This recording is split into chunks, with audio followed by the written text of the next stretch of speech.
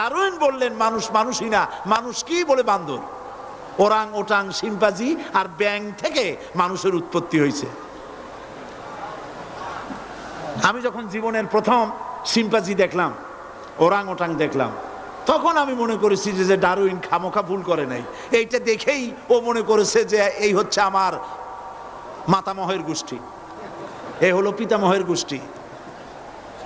আপনারা একটু মাথা কাটায় চিন্তা করেন, মানুষ যদি বান্দর থেকে হবে, আজও বানর ফরেস্ট এরিয়া আছে কিনা বাংলাদেশে?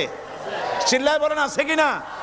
তো মানুষ যদি বান্দর থেকেই হবে, আপনারা কি কোনোদিন দেখেছেন যে একটা বান্দরের কোমর পর্যন্ত মানুষের মতো হয়ে সারছে? আর কিছুদিন গেলেই পুরা মানুষ হয়ে যাবে, গলা পর্যন্ত মানুষের মতো হয়ে গেছে, আর কদিন গেলেই মানুষ হয়ে যাবে। দেখছেন কখনো? আচ্ছা আপনারা বলেন, পাবদা মাছ আপনারা চট্টগ্রামে কি বলেন?